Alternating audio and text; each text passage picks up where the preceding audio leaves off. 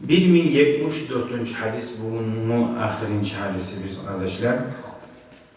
Abi Hureyre'den gelegen radıyallahu anhu. Kâle Resulullah sallallahu aleyhi ve sellem leyse salatun azqala alel munafikina min salatil fecri vel işâi. Yoktur münafık adamlara bek ağır başka namaz erten namazlarına ve yatsı namazlarına gayri. Üç namazlar ağır tuğul diyorlar.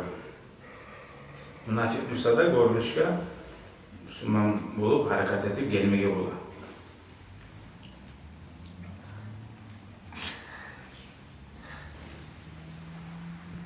وَلَوْ يَعْلَمُونَ مَا فِيهِمَا لَأَتَوْهُمَا وَلَوْ حَبْوًا.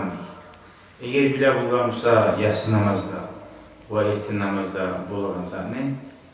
Sürkele turulmasa da ikili namazıya gelir. Muttefakun aleyh.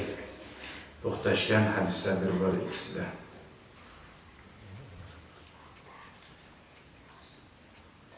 Ay bu hadis anlattığı münafıklara ağır namaz değilini sen münafıklara oşanmaktan saklı ol sen Müslüman olsan. Sen Allah'a inanarak şey demeysin ki. İnanırsan. Resulullah'ını, Peygamber'ini suyarsın. O sen münafık olma suymayısın ki. Hal bize boşken yarı gelemse şunu testi fark etmesin. Şunu testi hayn etmesin. Şöyle içinden zaten varmışsa da bari de getir. Benzin olsa da, sadaka olsa da bari de zaya bular. Adam uzunu malini saklayanlar yemek, uzunu imanınla sağlamaya gerek. Münafıklara oşama bulak duramsa tez uzunu şularga oşama bulağın zatlardan sınır ketip uzunu yalgamıdır. Allah-u Teala bizim münafıklara oşatmasın ya Allah.